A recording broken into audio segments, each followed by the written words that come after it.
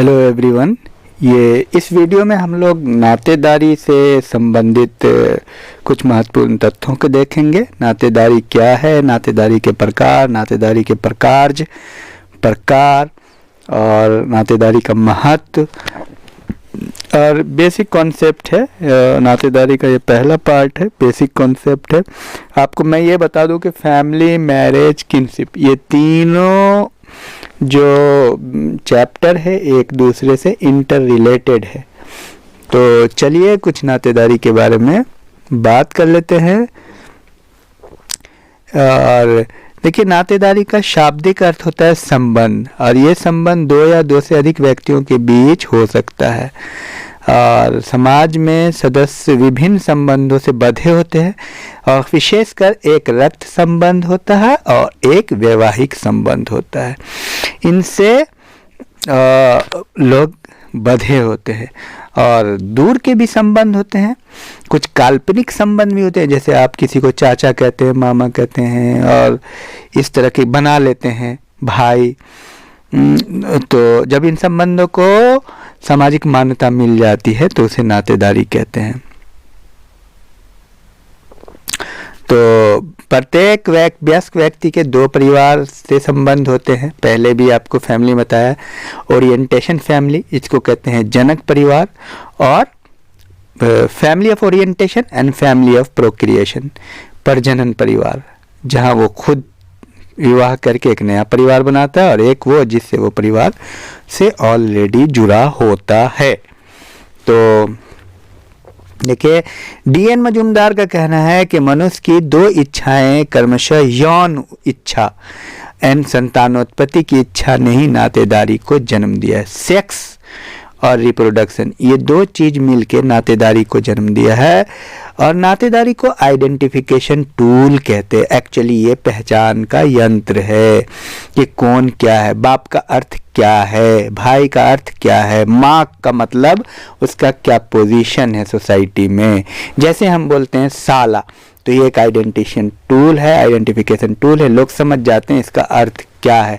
जैसे आप बोलते हैं भाभी, जैसे आप बोलते हैं दादा, तो इसका मतलब हो जाता है कि दादा के क्या अधिकार है, कर्तव्य है, आप पहचान लेते हैं। तो एक प्रकार का पहचान यंत्र है। रेमंड फर्थ ने लिखा है कि it is the rod on which tense throughout the life, एक प्रकार का मेजरिंग रॉड है। तो नातेदारी सामान्य तौर पे दो भागों में बांटा जाता है, कॉन्सेंजाइन एंड एफिनल। कॉन्सेंजाइन का मतलब, कॉन्सेंजाइन को डिसेंट भी कहते हैं। कॉन्सेंजाइन का मतलब रक्त संबंधी, और एफिनल का मतलब नातेदारी संबंधों पर आधारित, अलायंस, जैसे पति पत्नी। ठीक है।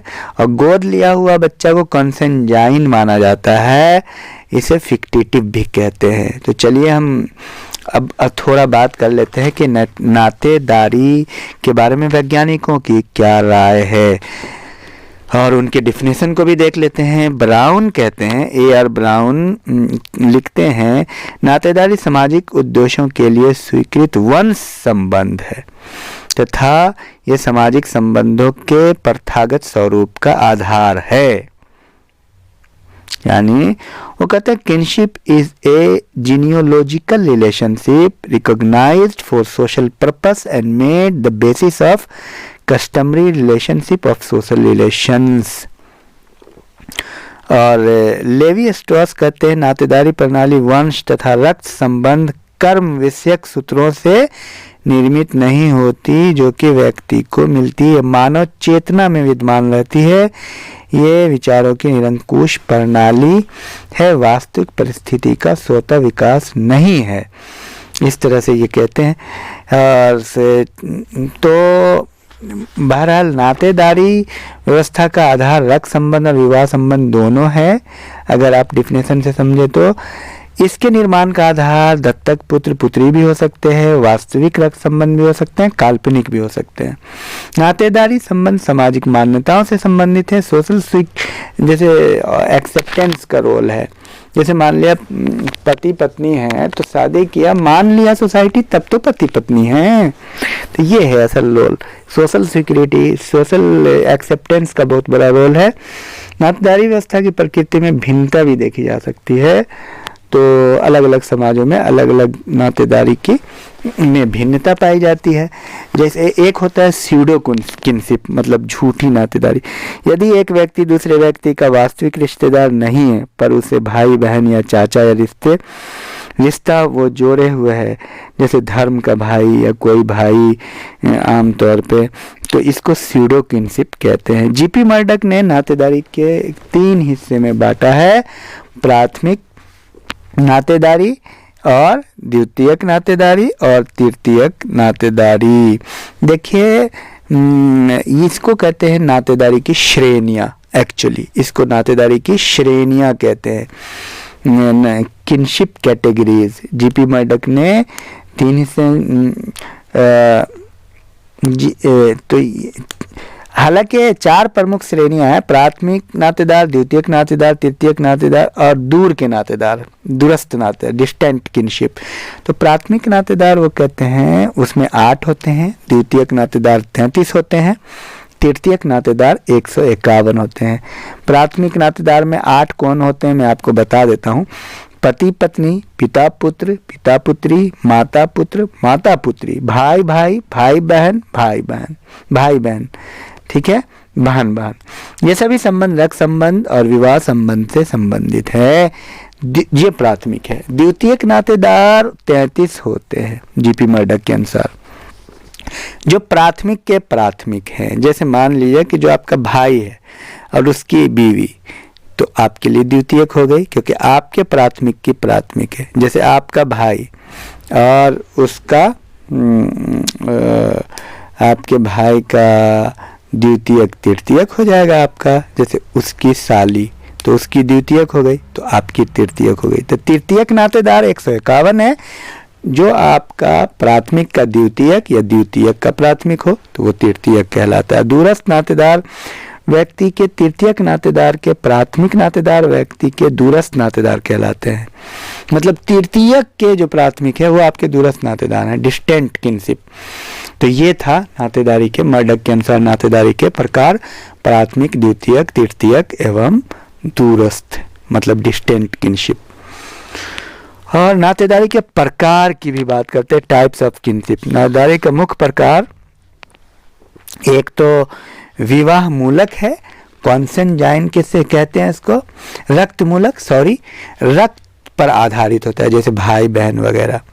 और एक है विवाह मूलक, एफिनल किनशिप, जो शादी पर आधारित होता है। सामाजिक कानूनी दृष्टि से मान वैवाहिक संबंधों को इसमें रखा जाता है विवाह मूलक में, एफिनल किनशिप, जैसे पति पत्नी।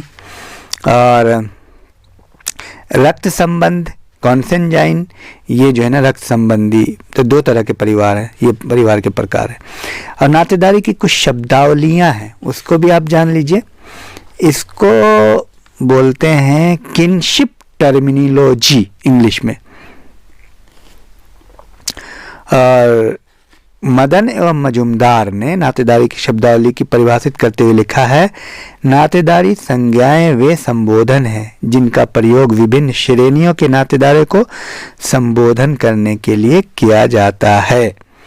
Kinship terms are term use in designating kin of various type. तो ये है। तो बहरहाल नातेदारी की श्रेणियां कौन है, नातेदारी शब्दावली कौन है, किनशिप टर्मिनोलॉजी। एक है क्लासिफिकेटरी किनशिप, वर्गीकृत नातेदारी, और दूसरा है पार्टिकुलरिस्टिक और डिस्क्रिप्टिव किनशिप। क्लासिफिकेटरी किनशिप जब एक ही संज्ञा संबोधन के लिए एक वर्ग के अनेक संबंधों को संबोधित किया जाता है, उसको कहते हैं क्लासिफिकेटरी किनशिप। जैसे मान लिया अंकल, चाचा। जैसे आपको बता दें कि असम के सेमानांगा में जो है अजा या अपू पिता को बोला जाता है। अरुणाचल के कुकी में हेपू। तो आप ये देखिए, जो क्लासिफिकेटरी किनशिप है इसे क्या कहते हैं कि एक ही तरह के, जैसे मान लिया सेमाना गांव में अजा शब्द का प्रयोग माँ, चाची, मौसी आदि के लिए होता है, अजा।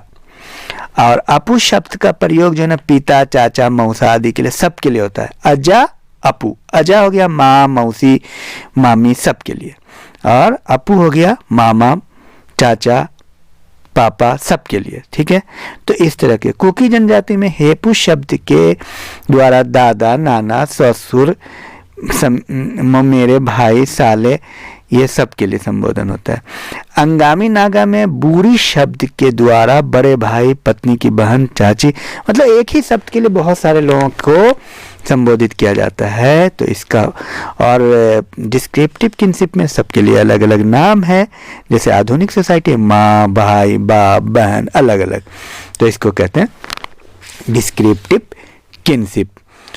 और मॉर्गन का कहना है कि जो समाज जितना सरल एवं परंपरित होता है उसमें क्लासिफिकेटरी सिस्टम उतना अधिक होता है। जैसे जैसे समाज आधुनिक होता है वैसे वैसे उसका स्थान डिस्क्रिप्टिव सिस्टम ग्रहण करने लगती है।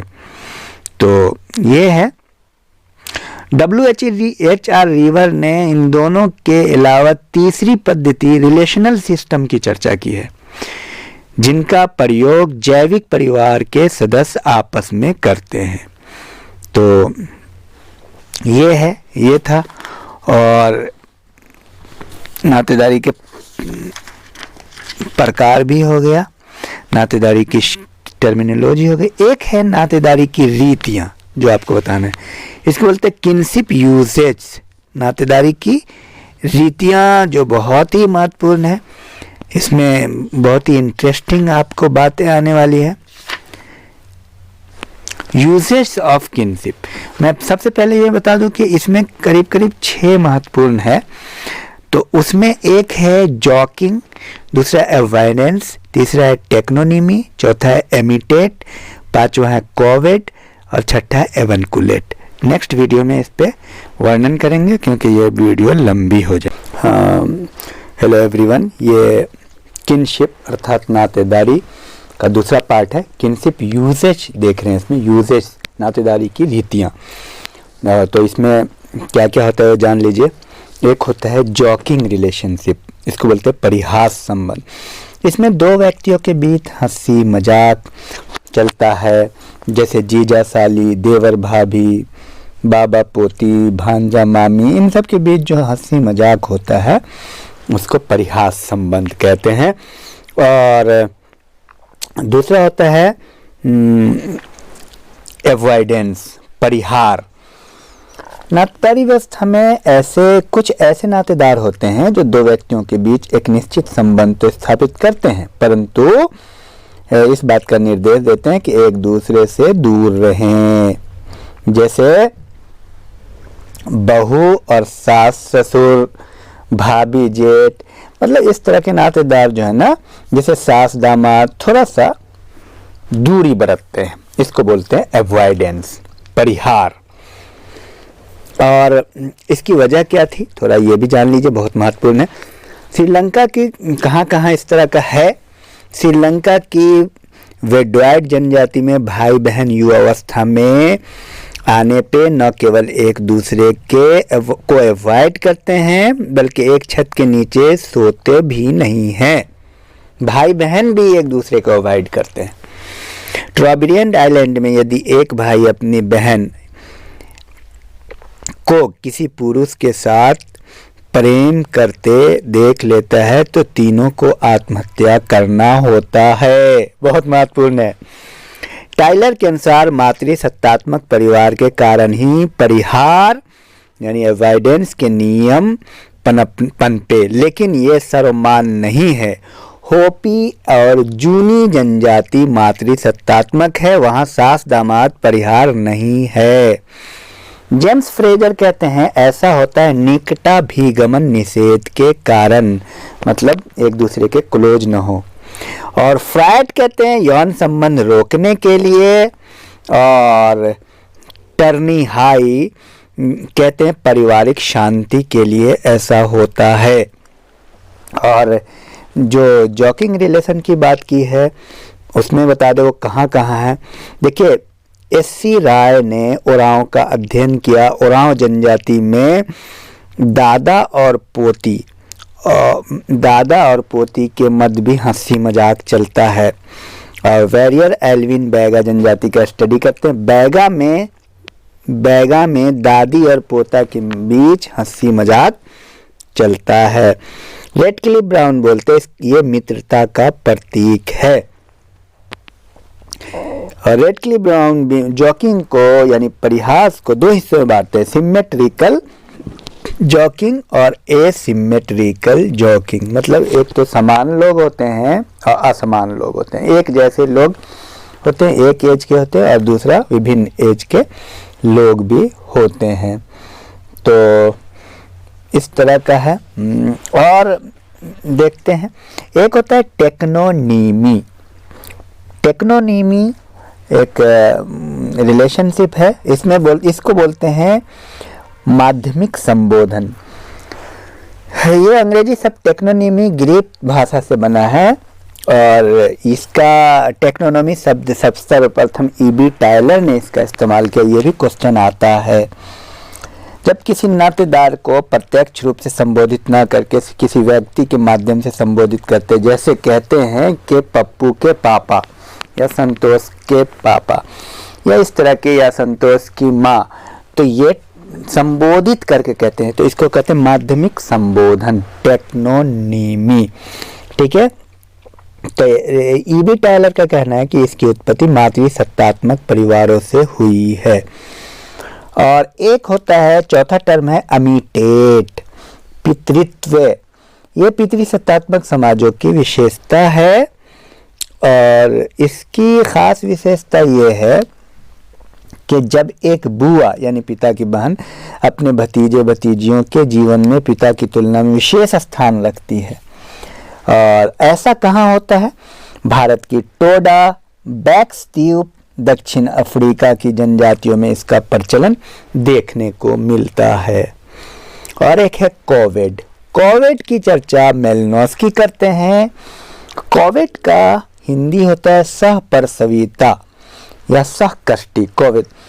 तो ये एक अनोखी रीति रिवाज है जब बच्चे के जन्म देने वाली स्त्री के साथ उनके पति को भी कष्ट साध्य जीवन जीने के लिए बाध्य किया जाता है, उसे सहकष्टी कहा जाता है। इसका प्रचलन भारत के खासी और टोडा तथा भारत के बाहर की जनजातियों में देखा गया। कहाँ कहाँ? खासी और टोडा में है कोविड।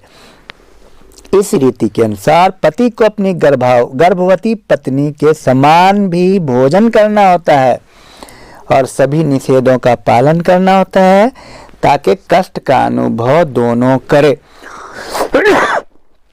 सॉरी। तो ये कोविड है। और एक प्रथा है एवेंकुलेट, छठा। एवेंकुलेट का मतलब होता है मातूले, मातृ प्रधान समाज की विशेषता है। इसकी चर्चा मेलिनोव्स्की ने की। और इसमें क्या है कि जब एक मामा अपने भांजा भांजियों के जीवन में प्रमुख स्थान रखता है, उनकी आत्मीयता का आधार हो, पिता से अधिक मामा दायित्व का निर्वाह करता है, तो इसको एवेंकुलेट कहते हैं। भांजा भांजियों का मामा के प्रति विशेष वफादारी हो, इसको ऐसा कहाँ है? उत्तर पश्चिमी अमेरिका की हैडा जनजाति में, ट्रॉब्रियन आइलैंडर में, होपी तथा जूनी जनजाति आदि में इसका प्रचलन देखने को मिलता है। तो ये बहुत महत्वपूर्ण है। मैं एक बार और रिवाइज कर देता हूँ। एक है जॉकिंग, जिसकी चर्चा रेड क्लिफ ब्राउन करते हैं। एवॉइडेंस टाइलर करते हैं। टेक्नोनीमी ईबी टाइलर इसकी चर्चा करते हैं। एमिटेट WHR रिवर इसकी चर्चा करते हैं। ये वैक्स द्वीप में है। एमिटेट का मतलब होता है पितृत्व। इसमें जो है ना बुआ का स्थान यानी फूफी का स्थान महत्वपूर्ण हो जाता है। एक होता है कोविड, कोविड का मतलब सहप्रसविता, मेलिनोव्स्की इसका वर्णन करते हैं। ट्रॉब्रियन आइलैंडर वगैरह में ये पाया जाता है। और एक है एवेंकुलेट, मामा स्थानीय, मातूले, मामा का महत्वपूर्ण स्थान होता है। एवेंकुलेट की चर्चा मेलिनोव्स्की करते हैं। ये पाया जाता है हैडा, ट्रॉब्रियन, होपी और जूनी जनजाति में। अब कुछ अन्य महत्वपूर्ण तथ्यों को भी हम देख लेते हैं। नातेदारी का के डिसेंट के बारे में हम थोड़ा इसमें चर्चा करेंगे कि नातेदारी का वंश। रेमंड फर्थ कहते हैं यदि एक व्यक्ति दूसरे व्यक्ति का वास्तविक रिश्तेदार नहीं होता है, उसे भाई बहन बना लेता है, उसको सूडो किनशिप कहते हैं। रेमंड फर्थ ने डिसेंट और फिल्ट्रेशन में अंतर स्पष्ट किया है। संतान का अपने माता पिता से जो संबंध होता है उसको फिल्ट्रेशन कहते हैं, जबकि संतान का अपने पूर्वजों से जो संबंध होता है उसको वंशानुक्रम कहते हैं। तो नातेदारी में वंशानुक्रम को भी आपको देखना पड़ेगा कि वंशानुक्रम क्या है। दुनिया में विभिन्न समाज में वंशानुक्रम ढूंढने के अलग अलग तरीके हैं। तो इसमें तरीकों का आप देखिए, unilineal descent, bilineal descent, double descent, amphibious descent, parallel descent. तो यूनिलिनियल डिसेंट में पैट्रिलिनियल यानी उसको एग्नेटिक कहते हैं, जो पिता से चलता है वंश। जैसे भाई आप ये नहीं देख रहे हैं कि सपोज कि मान लीजिए कोई व्यक्ति पांडे है, तो पिता का नाम पांडे है, तो नामकरण किससे चलता है भाई? माँ के नाम से चलता है या पिता के नाम से चलता है? उसी तरह किसी सोसाइटी में माँ के नाम से चलता है, तो डिसेंट अलग अलग होता है। तो पैट्रिलिनियल का मतलब एग्नेटिक भी कहते हैं। मैट्रिलिनियल भी होता है, मातृवंशीय, ये खासी और नायर में चलता है। तो मेरी बात आप समझ गए होंगे। मान लो कोई व्यक्ति है मनोज जोशी और उसने किसी लड़की से शादी की और उसका नाम मान लो कुछ है रेखा पांडे, तो भाई वंश किस नाम से चलेगा? बात समझ में आई? तो यूनिलिनियल डिसेंट है ये, या तो पैट्रिलिनियल चलता है या मैट्रिलिनियल चलता है। और आपको मैं ये बता दूं कि एक पक्षीय वंश परिवार में खंडित समाज की विशेषता होती है। समाज कई समूहों में बांटा जाता है। जैसे सबसे पहले जो छोटी इकाई होती है फैमिली होती है, उसके बाद लिनियज होता है, ध्यान रहे, परिवार, उसके बाद वंश, उसके बाद होता है क्लेन, क्लेन का मतलब होता है गोत्र, और उसके बाद होता है फ्रेटरी, फ्रेटरी का मतलब भ्रातृत्व, और उसके बाद होता है मोआइटी, मोआइटी का मतलब होता है अर्धांश। मतलब सोसाइटी ऐसे चलता है, जो आपका वंश यहाँ से निर्धारित होता है, फैमिली, लिनियज, क्लेन, फ्रेटरी, मोआइटी। लिनियज जो है परिवारों का संकलन है जिसके सदस्य अपनी समान उत्पत्ति का दावा करता है, प्रमाण पत्रों के आधार पर करता है। और क्लैन के लिए रैमेज सीब की चर्चा मर्डक ने की, रैमेज की, सीब की, क्लैन के लिए। तो इसमें सत्यापन प्रमाण पत्र नहीं होता है। देखिए फैमिली लिनियज तक प्रमाण पत्र होता है, लेकिन लिनियज के ऊपर क्लेन, फ्रेटरी, मोआइटी में प्रमाण पत्र नहीं होता है। जैसे कौन किस वंश का है तो प्रमाण पत्र है, लेकिन किस गोत्र का है इसका कोई प्रमाण पत्र नहीं होता है। तो ये था। चलिए फिर आगे हम अगली वीडियो में बात करेंगे। Thank you everyone. ये नातेदारी का किनशिप का तीसरा पार्ट है, किनशिप कहते हैं इसको। तो चलिए इसमें हम देखते हैं, डिसेंट की बात कर रहे थे। आपको बता दें कि नातेदारी के अध्ययन के जो उपागम है, मानव शास्त्रियों ने नातेदारी के अध्ययन के दो दृष्टिकोण अपनाए हैं। एक वंशक्रम उपागम, डिसेंट अप्रोच, और दूसरा विवाह संबंधी उपागम, मैरिटल अप्रोच। तो अब आप ये देखिए वंश कैसे चलता है। मैंने आपको बताया कि वंश के कई प्रकार हैं। पहले आप सुन लीजिए एक बार फिर से, unilineal descent, bilineal descent, double descent, amphibious descent, parallel descent. अब मैं इसको हिंदी में भी आपको बताऊंगा, थोड़ा आप आराम से रहिए। तो यूनिलिनियल डिसेंट में दो प्रकार है, पिछली बार भी बताया था, पैट्रिलिनियल डिसेंट, और ये इसको एग्नोटिक भी कहते हैं। मैट्रिलिनियल डिसेंट इसको कॉग्नेटिक कहते हैं। पैट्रिलिनियल में इसमें वंशक्रम का निर्धारण पुरुष के आधार पर किया जाता है, जिसका तात्पर्य वंश यानी पिता से पुत्र द्वारा चलता है। मातृवंशी या मैट्रिलिनियल में क्या होता है? वंशक्रम का निर्धारण माता से पुत्री की परंपरा में चलता है। भारत में खासी, गारो, नायर, आप जानते हैं खासी, गारो और नायर में ऐसा होता है। अब चलिए आपको बता दो बाइलेटरल की बात करते हैं, बाइलेटरल डिसेंट। इसको कहते हैं हिंदी, देखिए हिंदी से ज़्यादा इंग्लिश टर्मिनोलॉजी आपको याद रखिए, कंफ्यूज नहीं होइएगा। तो बाइलिनियल को कहते हैं उभय पक्षी वंशीय परिवार, उभय पक्षी वंशीय परिवार, बाइलिनियल डिसेंट। इस वंश क्रम में माता पिता दोनों की वंश परंपरा को देखते हैं। ये वो समूह है जो पिता की और माता की मिश्रित नातेदारी से बना होता है। इस समूह की सदस्यता पितृ तथा मातृवंश परंपरा दोनों से मिलती है, दोनों पक्ष से मिलती है। तो इसलिए बाई का मतलब ही होता है बोथ, यदि बी से बाई, बी से बोथ। तो इसको किंडर्ड ग्रुप कहते हैं, सपिंडा कहते हैं। कुछ माँ से चलता है, कुछ पिता से चलता है। जैसे पिता से 7 पीढ़ी और माता से 5 पीढ़ी हिंदू समाज के अनुसार, जिन्हें घटाकर अब 5, पिता से 5 तथा माता से 3 कर दिया गया है। इसे एस्कीमो सिस्टम भी कहा जाता है। छोटी छोटी बात को एकदम रट लीजिए, याद कर लीजिए, ये जो है बहुत ज़रूरी है आपके लिए। और चलिए अगला जो हमारा टर्म है वो है डबल डिसेंट। अब डबल डिसेंट को हिंदी में कहते हैं दोहरा वंशक्रम, दोहरा वंशक्रम। ये भी बहुत महत्वपूर्ण है, ये बहुत ही महत्वपूर्ण चैप्टर है और बारीक है। इस नियम में संतान कुछ मामलों में अपने को पिता पक्ष से तथा कुछ मामलों में माता पक्ष से जोड़ते हैं। इसको बोलते हैं डबल डिसेंट। जैसे अफ्रीका की हेरेरो जनजाति में आर्थिक मामले में बच्चे अपने को माता पक्ष से तथा धार्मिक मामले में पिता पक्ष से जोड़ते हैं। लेकिन भारत की टोडा जनजाति में हेरेरो के विपरीत है कि इसमें आर्थिक मामले में बच्चे अपने को पिता पक्ष से और धार्मिक मामले में माता पक्ष से जोड़ते हैं। ऐसा याको ऑफ नाइजीरिया में भी पाया जाता है। तो 3 जगह पाया जाता है डबल डिसेंट। डबल का मतलब दोहरा, थोड़ा उनसे लिया, थोड़ा उनसे लिया। तो और एक है एम्फीबियस डिसेंट। एम्फीबियस का मतलब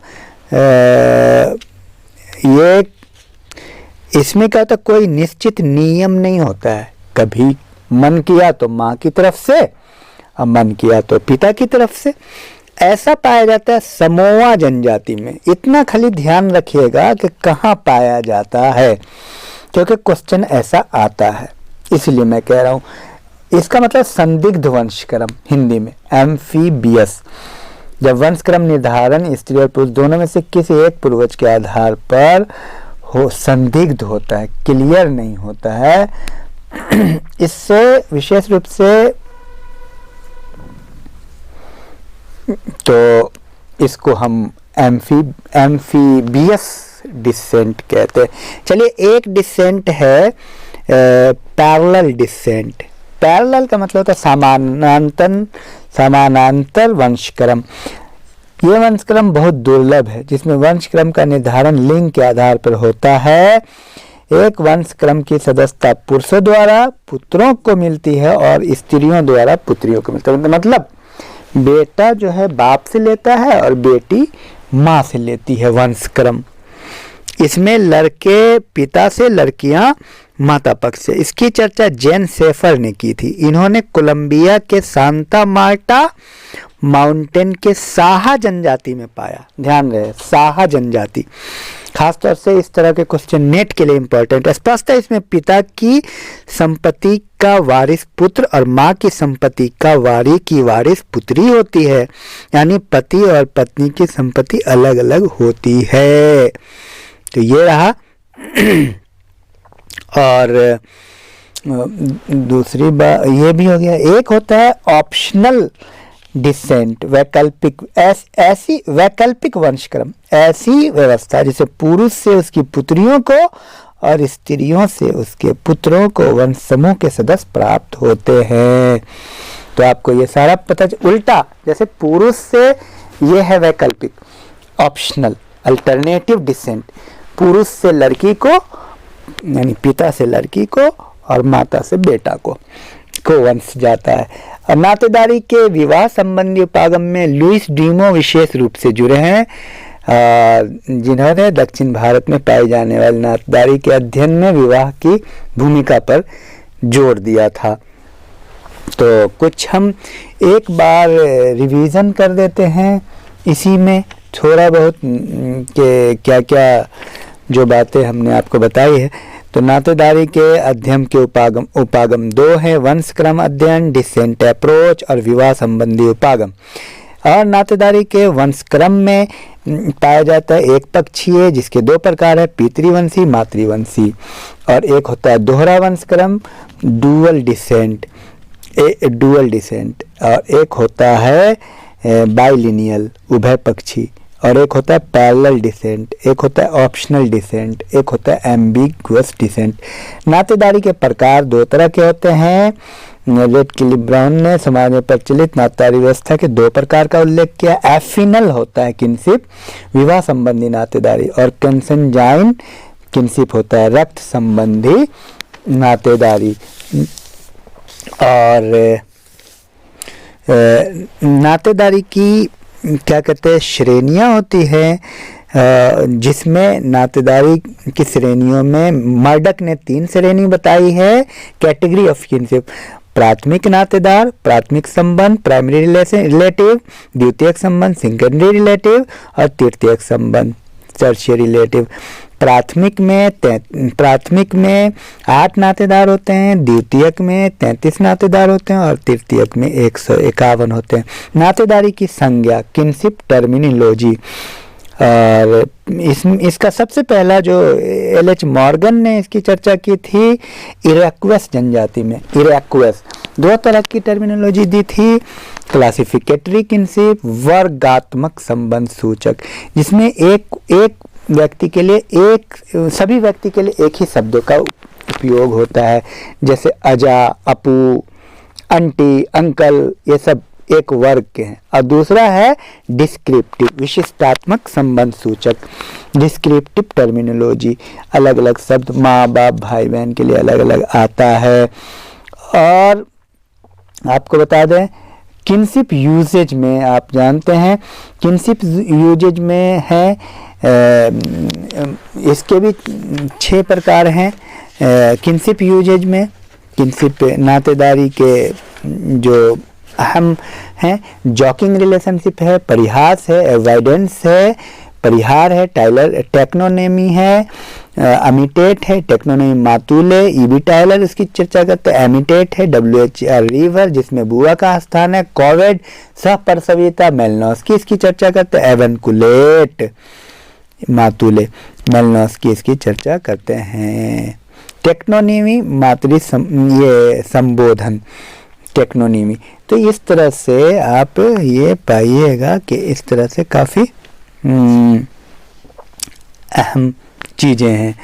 और अब सक्सेशन शब्द का प्रयोग सर्वप्रथम WHR रिवर ने किया। सक्सेशन का मतलब एक होता है सक्सेशन यानी पदाधिकार, और एक होता है इनहेरिटेंस उत्तराधिकार। दोनों को आप समझिए। सक्सेशन शब्द का प्रयोग सर्वप्रथम WHR रिवर ने किया जब इस समाज में जब किसी भी समाज में पद एवं पदवी के संचरण की बात करते हैं तो पदाधिकार कहता है, लेकिन जब संपत्ति के संचरण की बात करते हैं तो उसे उत्तराधिकार कहते हैं। तो पद जब जाता है तो पदाधिकार, और संपत्ति जब एक दूसरे से हस्तांतरित होता है पिता से पुत्र की तरफ तो उसको कहते हैं उत्तराधिकार। तो पदाधिकार उत्तराधिकार में अंतर समझ में आ गया। और इसमें जो उत्तराधिकार होता है 2 तरह का होता है, एक होता है प्राइमोजेनाइटर और एक होता है अल्टीमोजेनाइटर। प्राइमोजेनाइटर में क्या होता है कि जब संपत्ति का संचालन बड़े पुत्र को किया जाता है। अल्टीमोजेनाइटर होता है, अल्टीमोजेनाइटर में छोटे संतान को संपत्ति का संचालन किया जाता है। और उदाहरण के तौर पर ज़ुलू जनजाति में संपत्ति का उत्तराधिकार सबसे बड़ा बेटा होता है, जिसे उनकी भाषा में नुटका कहते हैं। जबकि हैडा जनजाति में सबसे छोटा बेटा होता है। खासी में सबसे छोटी पुत्री होती है। जीपी मर्डक ने 6 प्रकार के निवास स्थान की चर्चा की है। पितृस्थानीय, मातृस्थानीय, मामा स्थानीय, नव स्थानीय, मातृपितृस्थानीय निवास स्थान।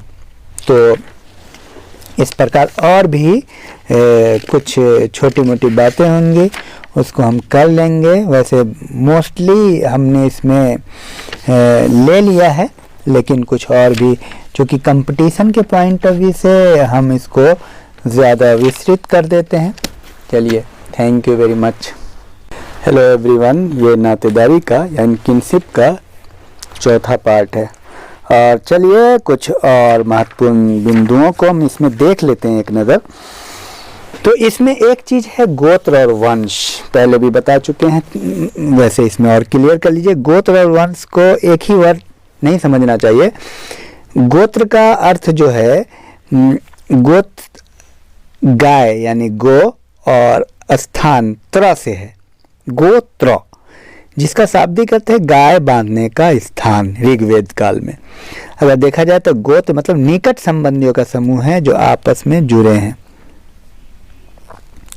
और मदन एवं मजुमदार कहते हैं बहुधा एक गोत्र कुछ वंशों का योग है। समझ लीजिए, वंश छोटी इकाई है जिसकी उत्पत्ति एक कल्पित पूर्वजों से मानी जाती है। मतलब कल्पित है। देखिए, वंश और गोत्र में फर्क क्या है कि वंश जो है निश्चित है, जैसे पिता से जो आपका चल रहा है आपका निश्चित है, लेकिन आपका 7 पुश्त पहले कौन था, 10, वो चीज जो है कल्पित है, यानी गोत्र। तो ये पूर्वज मानव तुल्य कोई कल्पित वस्तु, पशु, पेड़ पौधे, निर्जीव वस्तु तक हो सकते हैं, जिसकी उत्पत्ति एक कल्पित चीज से मानी जाती है, वो गोत्र कहलाती है। गोत्र को एस.सी. दुबे कहते, गोत्र कई वंशों का समूह है जिसका निर्धारण पितृ अथवा मातृ पक्ष से होता है। समझ में आई बात? तो ये आप समझिए। उत्तराधिकार के नियम हमने बता दिया था, वंश भी बता दिया था। वंश में एक व्यक्ति अपने को अपने पूर्वजों से संबंध पाता है। पूर्वज वो है जिसकी वो संतान है, और वंशानुक्रम तो मातृ पक्ष से अथवा पितृपक्ष से जाना जाता है। पितृवंशीय मातृवंशीय संज्ञा से जाना जाता है। तो वंश के साथ एक खास बात है कि ये वास्तविक होता है जो रक्त संबंधों पर आधारित होता है, जबकि गोत्र काल्पनिक होता है। उत्तराधिकार के नियम आप समझिए। समाज में उत्तराधिकार के 3 नियम प्रचलित हैं। ज्येष्ठाधिकार, प्राइमोजेनाइटर, इसमें उत्तराधिकार सबसे बड़ा बेटा होता है या बड़ी पुत्री होती है, उसको वरिष्ठ पुत्र या वरिष्ठ पुत्री से होता है, उसको ज्येष्ठाधिकार कहते हैं, प्राइमोजेनाइटर। एक होता है कनिष्ठाधिकार, पिछली वीडियो में बताया था, अल्टीमोजेनाइटर। इसमें सबसे छोटा पुत्र और सबसे छोटी पुत्री ही हो सकती। जैसे खासी जनजाति में लड़की होती है सबसे छोटी, उस लड़की को खादू तथा गारो में नोकना कहते हैं। नोकना सबसे छोटे होते हैं। भारत में खासी और गारो में कनिष्ठाधिकार है, ध्यान रहे, ये क्वेश्चन आ सकता है। खासी और गारो में, तो खासी में उस पुत्री को क्या बोलते हैं, का खादू, और गारो में उस पुत्री को बोलते हैं नोकना। और एक होता है समानाधिकार, यूनिजेनाइटर, तीसरा है समानाधिकार। उत्तराधिकार का एक नियम जिसके अनुसार सहोदर के समूह को कोई एक माता पिता की संपत्ति का उत्तराधिकारी बनता है, कोई एक, ठीक है, इसको समानाधिकार कहते हैं। तो ये है। और बोहनन ने आवास प्रकार जो बताए हैं, आवास के आधार पे नवस्थानीय, नियो लोकल, आप जानते हैं नई जगह जा कर के रहने लगते हैं। रक्त संबंधी स्थानीय, जहाँ कोई रक्त संबंधी रिश्तेदार रहता है। पितृ स्थानीय, पिता की जगह पे जब रहने लगता है। मातृ स्थानीय, जैसे मालाबार नायर मातृ स्थानीय है, माँ की जगह पे रहते हैं। मातृ पितृ स्थानीय, ग्रीनलैंड के एस्किमो, मध्य अमेरिका के डोगू संतानपति एक तो मातृ स्थानीय होते हैं। तत्पश्चात पितृ स्थानीय होते हैं, पहले माँ के यहाँ रहते हैं, फिर पिता के यहाँ रहते हैं, और फिर दोनों आवासों के बीच वार्षिक आवागमन करते रहते हैं। पुत्र स्थानीय, फिलियो लोकल कहते हैं उसको, पुत्र या पौत्र संरक्षक होता है। पुत्री स्थानीय होता है एक फिलिया लोकल, इसको बोलते हैं। ये सब टर्म है, जान लीजिए, कोई बहुत बड़ी बात नहीं है। मामा स्थानीय, एवनको लोकल, मामा के यहाँ जा कर के रहने लगते हैं। बुआ स्थानीय, अमीटा लोकल, बुआ के यहाँ जाके जब बच्चा रहने लगता है। भ्राता स्थानीय, फर्टरी लोकल, जब भाई बहन जो है उसी पीढ़ी का कोई समानांतर चचेरा भाई संरक्षक हो जाता है, उसके यहाँ रहने लगते हैं। भागनी स्थानीय, सोरोरी लोकल, अपनी बहन के यहाँ जब लोग जा कर के रहने लगते हैं। अशांति में न्यासा लैंड और नाव जनजाति इस प्रकार के आवास का उपयोग करती है। बुआ भतीजा स्थानीय, निपोटी लोकल, विषय स्थानीय, हेट्रो लोकल, विषम स्थानीय, इस तरह का है।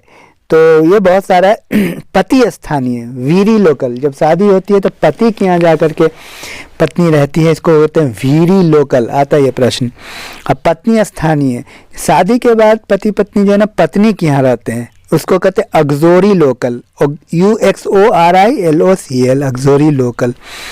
तो ये सब है, हमने करीब करीब आपको सारी बातें समाहित कर दी है, बहुत ही विस्तृत फॉर्म में हमने बता दिया है आपको।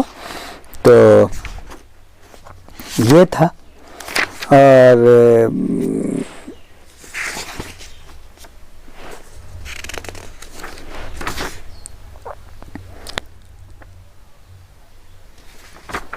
तो चलिए नेक्स्ट वीडियो में हम लोग मैरिज की बात करेंगे। और हम आपको बता दें फैमिली मैरिज किनकी भी, तीनों जो चैप्टर है ये तीनों एक दूसरे से जुड़ा हुआ है। और जो मेरा ऑब्जेक्टिव पैटर्न है वो तो अलग चलता रहेगा, पहले आप कॉन्सेप्ट को आप क्लियर कर लें। तो इस तरह से आपका ये बहुत बेहतरीन रहा। अच्छे, इसको बार बार आप सुनेंगे तो बहुत आसान हो जाएगा आपके लिए। Thank you.